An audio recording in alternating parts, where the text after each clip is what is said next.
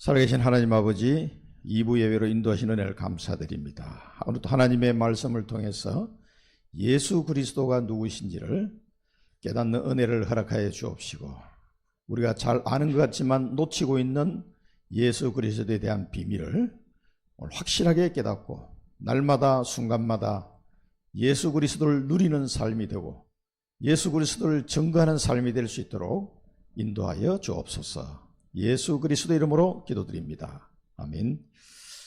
요한복음 14장 6절에서 10절 말씀을 보겠습니다.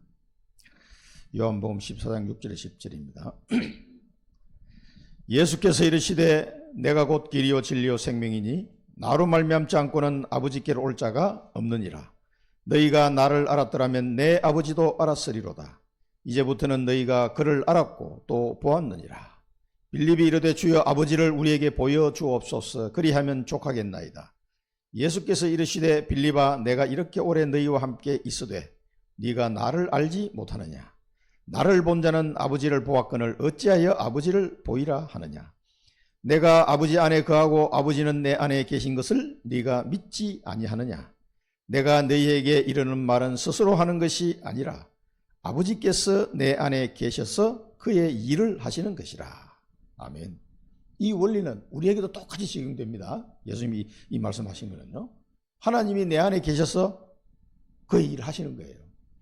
하나님을 눈으로 보이도록 해달라고 말하는 빌립은 굉장히 뭔가를 잘못 알고 있는 거죠.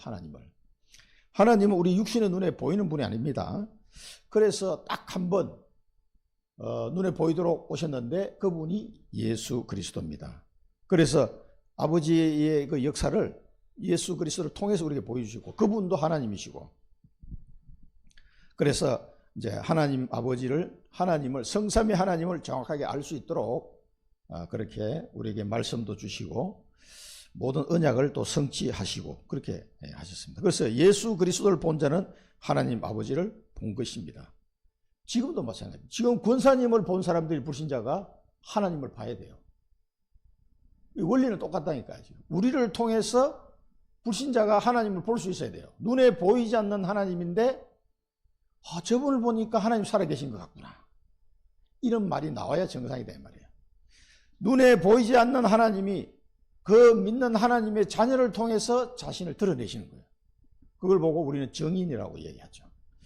그 원리가 똑같이 적용되기 때문에 너희가 내 안에 거하고 내 말이 너희 안에 거하면 그 원리가 똑같습니다.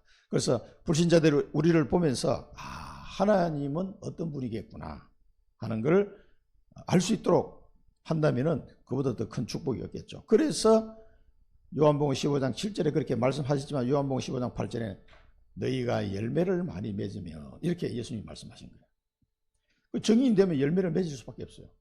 아버지께서 영광을 받으실 것이요 너희는 내 제자가 되리라. 그래서 모든 민족을 제자 삼아야 돼요.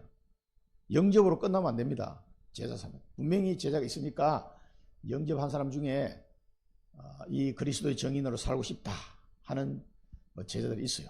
우리 아까 카쿠마 그 영상도 보셨겠지만 그 아이들 중에서도 먹으러 온 애들도 있고 진짜 복음을 전가하는 정인으로 선 아이들이 있단 말이에요. 이야, 두 녀석이 전도사로 임명을 받은 거 보니까 땡! 키 큰 수단에서 오는 애, 키가 한 190 넘는 애 이렇게 앉아가지고 컴퓨터를 이렇게 해. 기타도 내가 가르쳐주고 그랬는데 비리풀 그러더라고. 내가 기타를 탁 치니까 기타 소리를 처음 듣는 게 얘는 이게 찬양을 하니까 너무 아름답다는 거지. 덩치 있다는 놈이 시커먼 놈이 옆에서 이래 앉아가지고 비리풀 그러니까 얼마나 웃기든지. 그래서 그 줌도 이렇게 막 가르쳐주고 그렇게 했는데 그 녀석이 이제 선교사님 그 방에서 이제 이 컴퓨터 해가지고 그 책도 만들고 하는 걸 이제 심부름 하는 거예요. 계속 거기서. 걔는 25살이고 아칸젤로는 19살. 두 녀석이 하여튼 두 녀석은 보면은 잘 세운 것 같아. 전도사로. 그 녀석들은 신학을 더 공부시켜가지고 그 목회자를 키웠으면 좋겠고 얘네들은 밖으로 나올 수가 없어요. 왜냐면은 난민이기 때문에 여건도 없고 비자를 낼 수가 없어요. 그러니까 우리나라를 부르고 싶은데 부를 수가 없는 거죠. 그러니까 그 현장에 신학교를 세워야 됩니다. 사실은. 자, 오늘 도대체 예수 그리스도는 누구신가? 전 세계에 가장 큰 영향을 입히셨고 누구보다도 훌륭한 일을 하신 예수 그리스도는 도대체 누구신가? 이걸 모르면은 우리 인간에게 일어나는 이 많은 문제들을 정확하게 진단을 할 수도 없고 답을 줄 수도 없습니다. 그래서 예수에 관해서 우리 성경에 보면은 수백 년, 수천 년 전에 300번 넘게 집중적으로 예언이 되었다.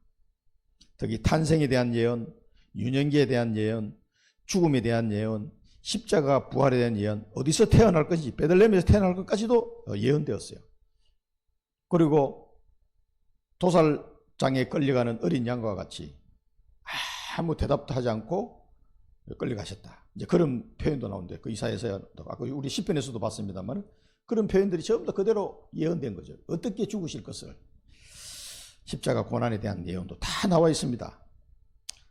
그런데 이 예수 그리스도를 모시기만 하면 그 어떤 사람도 결국은 변화가 되고 그런 역사가 일어나는데 왜 그런가? 우리가 첫 번째 인간의 문제와 그 원인을 우리가 정확하게 알아야 됩니다. 이게 이제 근본 문제. 이게 근본 문제인데 이 근본 문제를 모르기 때문에 사람들은 뭔가 나름대로 연구해가지고 나름대로 뭐 분석하고 결과 이게 답이다라고 내긴 내는데 그게 다 틀린 거예요. 이게 안 되면은 안 됩니다. 로마서 3장 23절에 모든 사람은 죄인이에요. 이게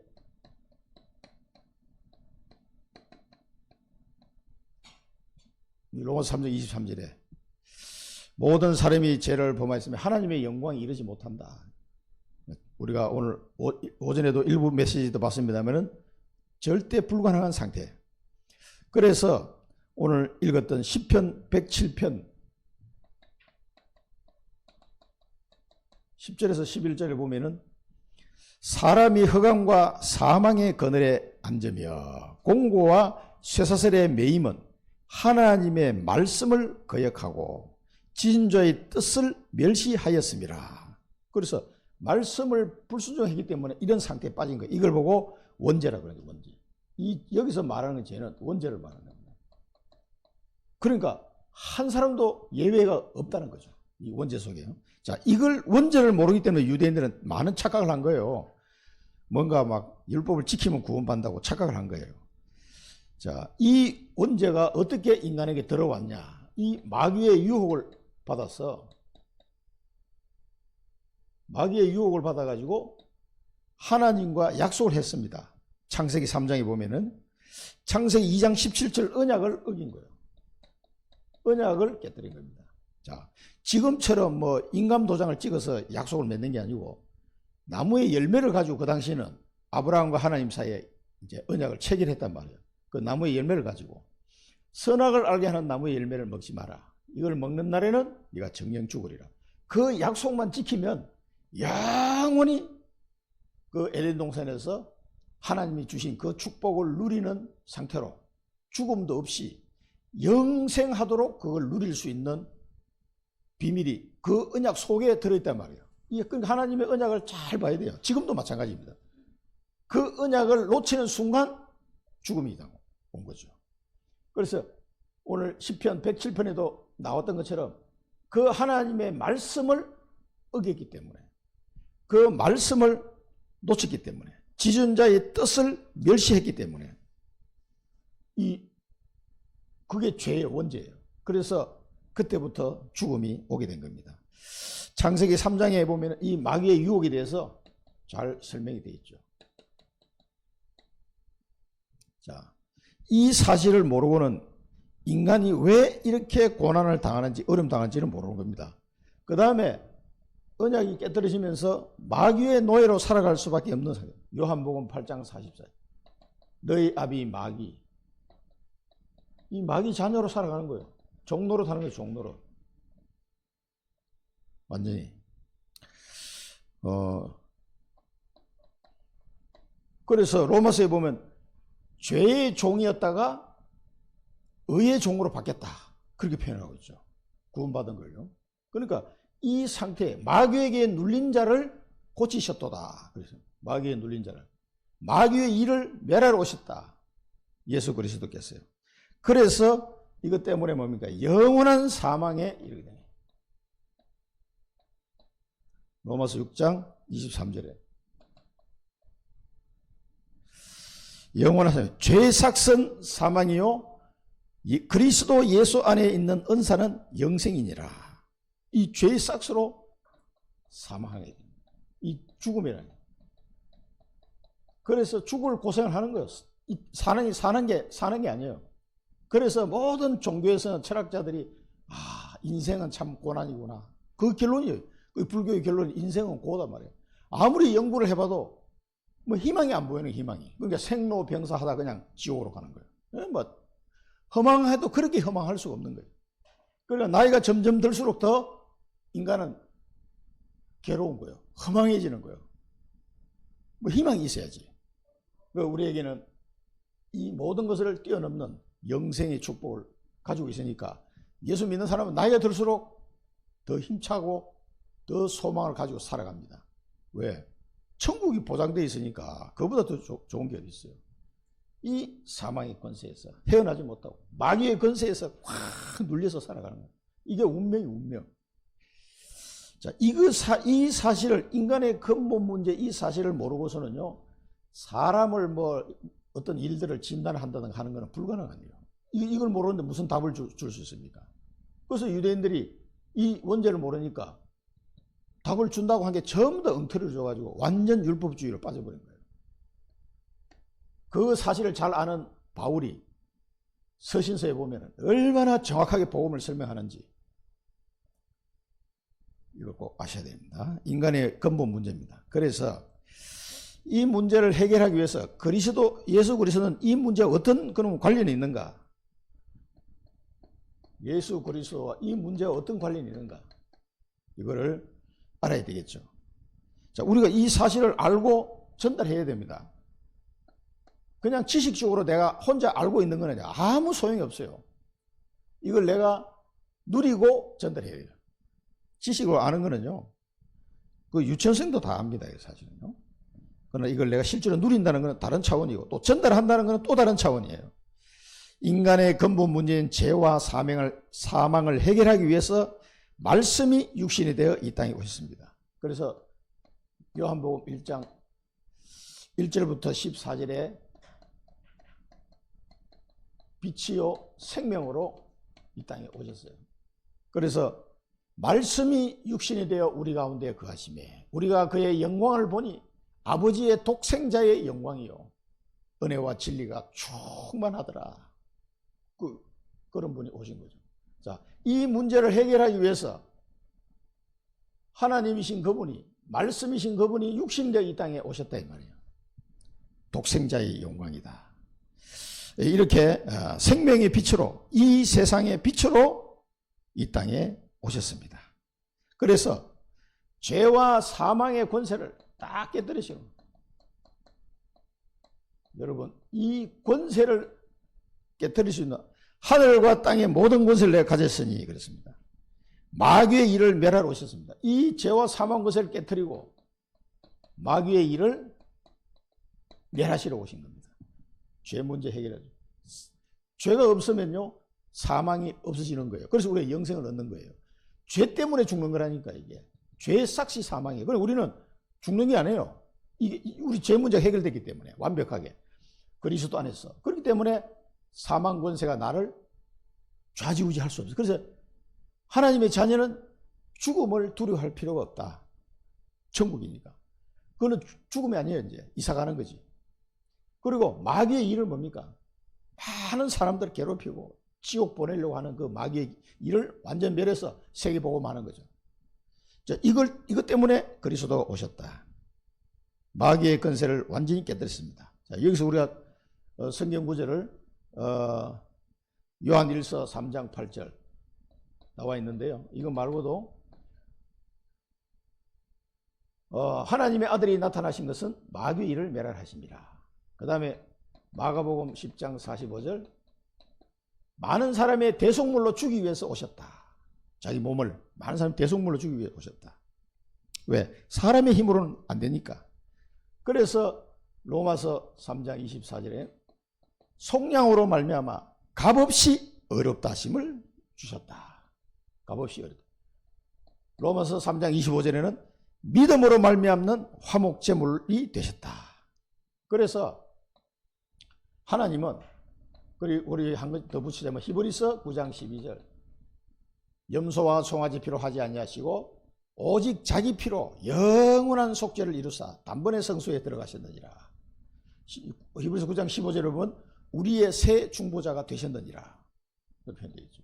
그래서 이 비밀들을 보면은요, 그리스도가 오셔가지고 이 죄, 사망, 마귀 권세 다 꺾어버리고 우리의 대속물이 되어주시고 우리를 대신 속량하시고 믿음으로 말미암아 우리를 구원하시고 어렵다 하심을 주시고 모든 우리 죄를 다 사하신 분이다. 이 일을 하기 위해서 예수 그리스도가 오셨단 말이에요. 이분과 이거의 관계를 잘 이해해야 돼요. 그러면 삼중직을 다 나오죠. 삼중직.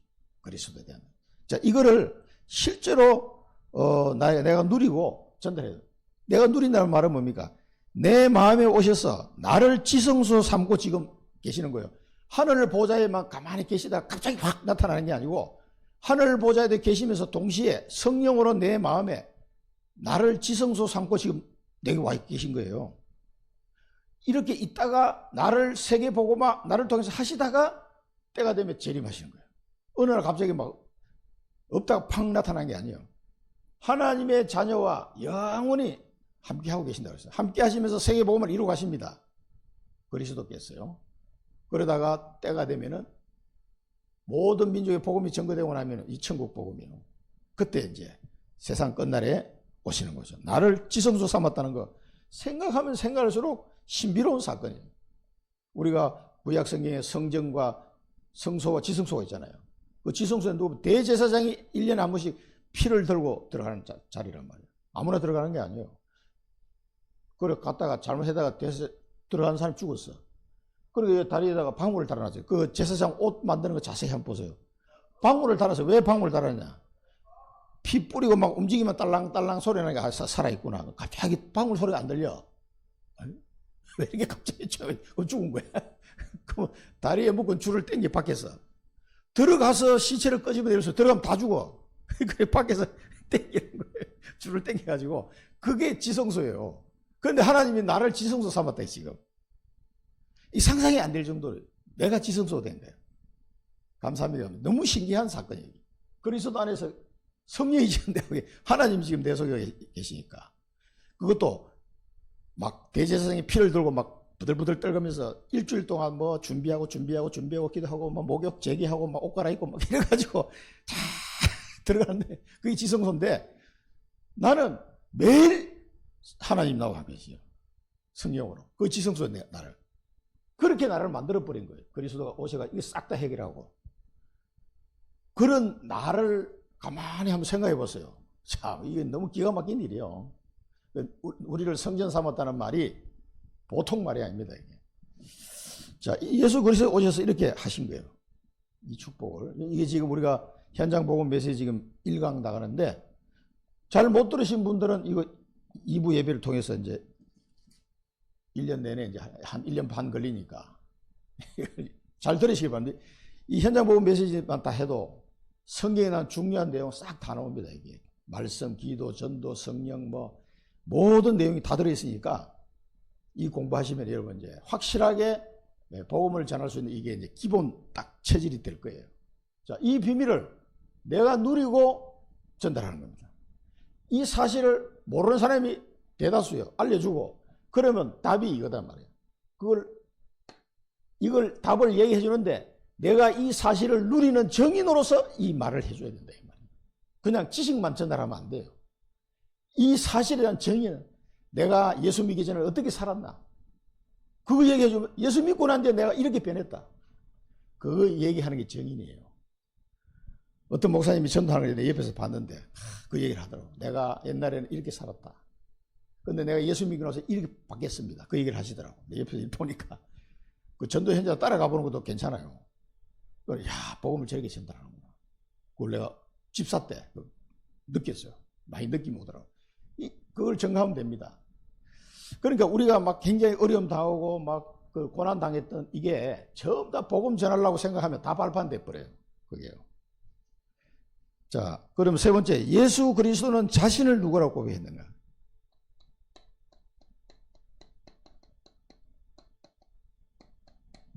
자신을 누구라고 고백했는가? 나와 아버지는 하나다. 요한복음. 그래서 오늘 읽은 내용도 그렇고요. 요한복음 10장 30절에 30절. 나와 아버지는 하나다. 원네스. 나와 아버지는 하나다. 나를 본 자는 아버지를 본 것이다. 그 원리를 이해하겠죠. 형상은 사람 몸을 입고 오셔서 예수님이 이렇게 있지만은 그 속에 하나님이 오셔서 하나님이 원하시는 일을 하도록 이렇게 하셨단 말이에요. 100% 성자 하나님은 성부 하나님의 말씀하신 걸 100% 순종한 거예요. 그래서 그분의 뜻이 그대로 나타나는 거예요. 그리고 예수님을 보면서 하나님 아버지 뜻이 이거구나. 하나님 아버지가 뭘 원하시는구나. 이걸 다 볼 수가 있어요. 지금 우리도 증인입니다. 나를 보면서 하나님은 이런 분이구나. 그리스도는 이런 분이구나. 이걸 불신자가 보고 알도록 해야 돼요. 그게 증인입니다. 증인. 나를 본 자는 아버지를 본 것이다.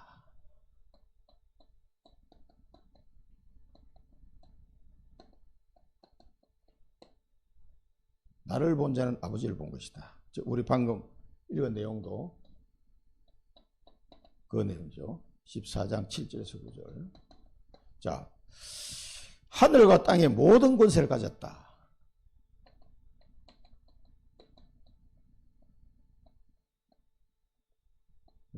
부활하신 다음에 말씀하셨습니다. 마태복음 28장 18절에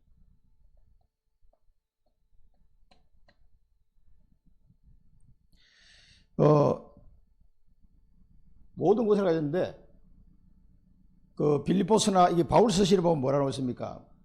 만유의 주제가 되시고 만물이 복종하는 이름, 뭐 그렇게도 표현하죠. 또 하늘과 땅에 모든 만물이 그리스도 안에서 통일되게 하려 하심이라. 누가 주인이란 말이에요? 이분이 주인이다 그 말이에요. 생명의 주인이고 만물을 통치하시고 심판할 권세를 내게 주셨다. 예수님 그렇게 말씀하셨어요. 그러니까 이 땅에 재림주로 오셔서 심판주로 오시는 거예요. 모든 권세를 다 가지셨습니다. 그러면서 에베소서 1장에 보면 뭐랍니까? 하늘에 속한 모든 신령한 복을 우리에게 주시려고 이렇게 도표해요.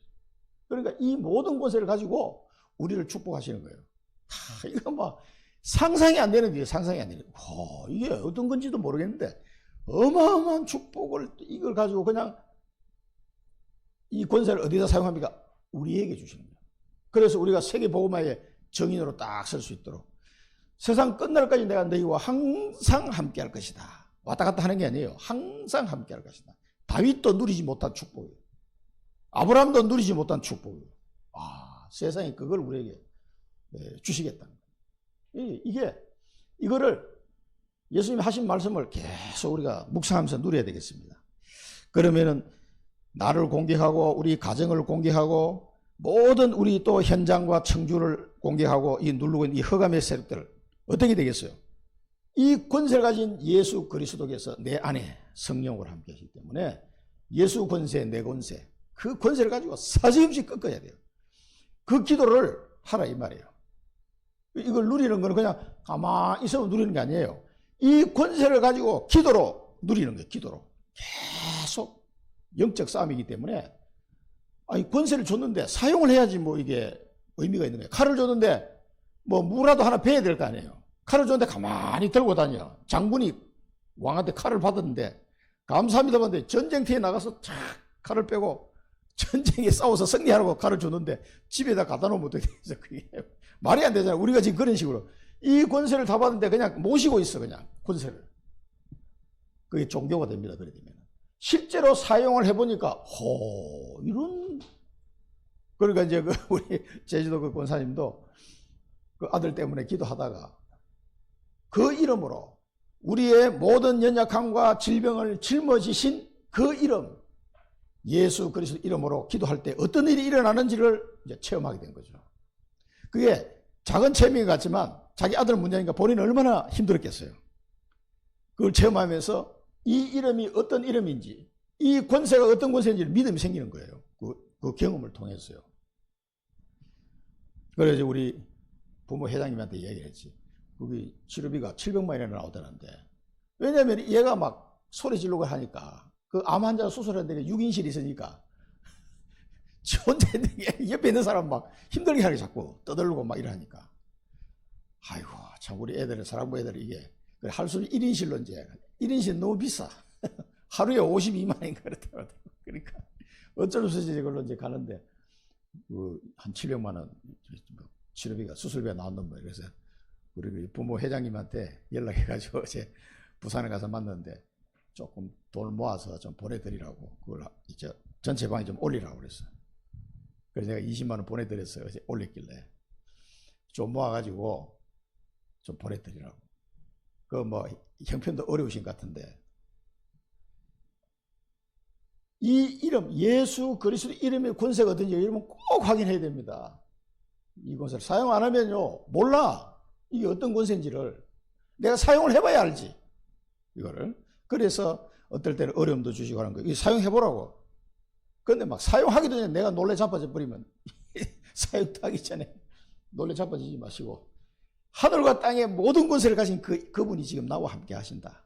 그래서 이 권세를 내가 사용해야 되겠다. 꼭 사용하시기 바랍니다. 그래야 내가 정인으로 서는 거죠. 자, 네 번째는 예수 그리스도를 만난 자들을 어떻게 깨달았는가. 이분을 만난 자들을 어떻게 깨달았습니까? 베드로, 주는 그리스도시요 살아계신 하나님 아들이다. 이게 정확한 표현이에요. 예수님은 우리의 구세주다. 주인이다. 그리고 예수님은 그리스도시다. 그리고 예수님은 하나님의 아들이시다. 사람의 아들이 아닙니다. 하나님의 아들. 그리고 여자의 후손.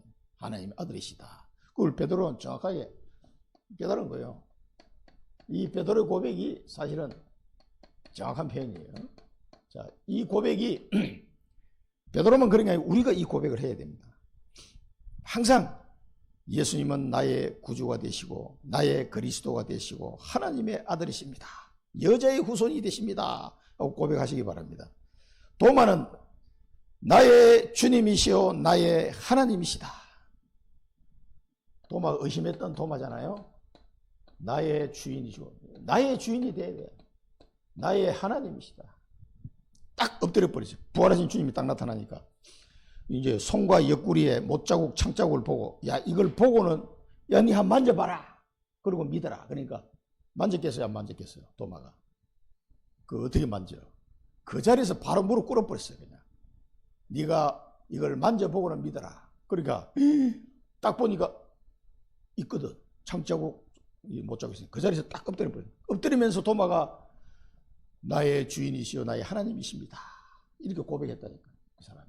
이 도마는 저 인도까지 복음 전하고 거기서 순교했다고 그러죠.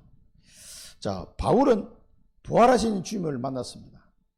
이 바울은 그리스도 부활하신 그리스도를 만나서 평생 동안 순교하는 그날까지 예수님이 명령하신 이방 선교를 하다가 순교했습니다.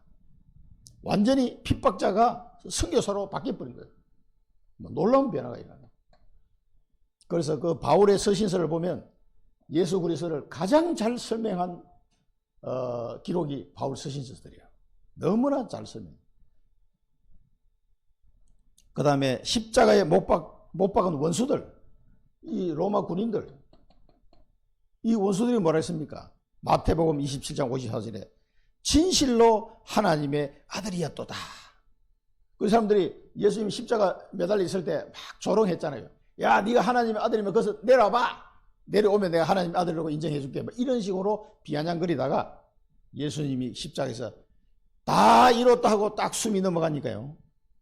구름이 몰려오고 막 광풍이 불면서 무덤이 막 열리고 난리가 나 지진이 일어나고요.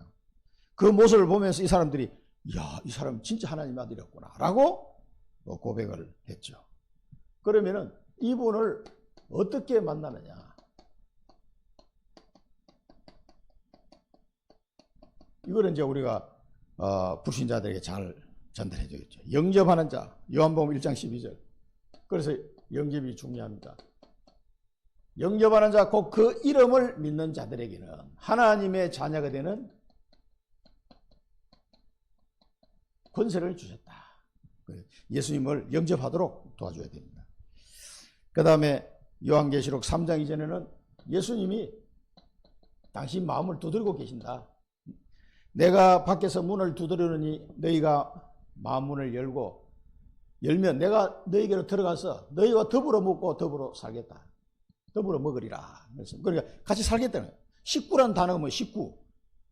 음식을 같이 먹는 사람, 그게 식구예요, 식구. 그러니까 예수님이 요한계시록 3장 20절 내가 너희에게로 들어가서 너희가 더불어 먹겠다. 더불어 먹고 더불어 살겠다. 나하고 같이 살겠다는 얘기예요. 한 식구가 되겠다는 얘기예요. 그렇게 표현을 하셨습니다. 요한복음 2장 5절 10절에서는 가나 혼인잔치 이야기죠. 요한복음 2장 5절에서 11절 가나 혼인잔치에 이 그리스도가 주인이 되면 물이 포도주로 바뀌는 역사가 일어나는 거죠. 포도주가 다 떨어지니까 사람 난리가 났단 말이에요. 그러니까 마리아가 그 종들을 불러가지고 이분이 시킨 대로 해라. 그러니까 예수님이 이 돌 항아리에 물을 가득하게 채워라. 그 동안에 물을 가득 채우니까 이걸 떠서 연회장에 갖다 줘라. 아니, 포도주를 갖다 줬는데 맹물을 갖다 주면 어떻게 해? 근데 이 종들이요, 시킨 대로 했어요. 물을 떠서 갖다 줬더니. 갖다 줬더니 뭐가 돼요? 세상에서 맛볼 수 없는 포도주로 싹 바뀐 거예요. 주인이 시킨 대로 하니까 그래 됐다 이 말이에요.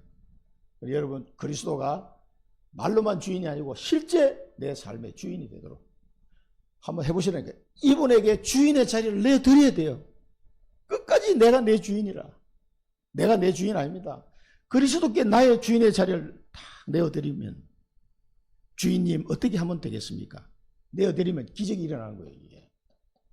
그러니까 우리가 볼 때 기적이지만 하나님 볼 때는 아무것도 아니지, 이게. 자, 그래서 결론입니다. 뭐 교재는 없습니다만은 우리가 결론을 한번 내리자면은, 결론은 뭡니까? 하나님의 은혜로, 우리가 하나님의 은혜로 믿음으로 말미암아 구원을 얻었습니다. 예수 그리스도를 믿음으로 말미암아. 이게 하나님의 선물이다, 이게. 너무나 감사하죠. 이게 선물이라고 말씀하셨어요. 하나님 선물. 행위에서 난 것이 아니니 이는 누구도 자랑하지 못하게 하려 합니다. 그러면 왜 하나님이 내게 이 축복을 주셨냐? 이제는 요게 1번이라고 한다면요, 이제는 너를 정인으로 세우고 싶다, 그 말입니다. 너를 통해 나를 드러내고 싶다. 너를 통해 그리스도를 알리고 싶다, 그 말이에요. 그래서 우리가 정인으로 살 수 있도록 여러 가지 체험도 하게 하시는 거죠. 그리스도의 정인으로 서기 위해서. 이게 하나님의 은혜입니다. 그래서 우리에게 고난도 허락하시는 거예요.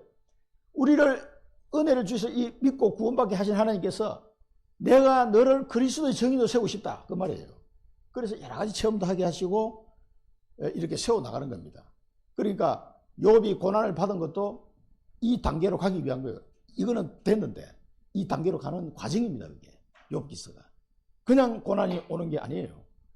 확실한 정인으로, 누가 말해도 흔들리지 않는 정인으로, 시간이 지나도 변하지 않는 정인으로 땅 끝까지 이르러 내 정인이 되리라.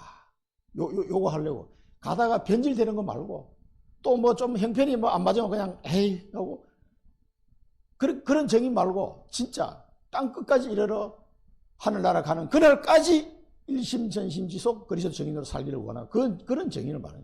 그래서 아브라함이 모리아산에서 합격, 그 시간표까지, 그 시간표까지 하나님이 나를 인도하실 겁니다. 나이가 80이 돼도 괜찮아요. 내가 늦게 깨달아가지고 정인으로 한 1년밖에 못 살았다, 그리고 하늘을 갔다, 그래도 상관없어요. 하나님은 다 시간표가 있습니다. 나를 정인으로 세우려고 하시는 이 두 가지를, 이 은혜를 우리에게 주시려고 그리스도께서 나를 찾아오신 거예요. 이분이 누군지도 알아야 되지만 이분이 나를 선택하시고 나를 찾아왔다는 거, 그게 더 중요한 거죠. 사실은 이 예수 그리스도를 날마다 누리시고 증거하는 그 축복을 누리시기를 축원드립니다. 기도하겠습니다. 살아계신 하나님 아버지, 은혜를 감사드립니다. 저희들에게 주님께서 찾아와 주셔서 아무것도 알지 못하는 저희들에게 은혜를 베푸사 예수가 그리스도이심을 알게 하시고 믿게 하시고 정인으로 세우심을 감사드립니다. 이 비밀을 날마다 누리고 인간의 근본 문제를 해결하시고 저주와 재앙에서 사람을 살리기를 원하시는 하나님의 소원이 우리의 소원이 되게 하시고 우리의 남은 여생 동안 살아가야 될 이유가 되게 하시고 그 소망이 우리의 언약이 되어서 날마다 기도하게 하시고 절대 망대를 세우는 올 한 해가 될 수 있도록 인도하여 주옵소서. 예수 그리스도 이름으로 기도드립니다. 아멘.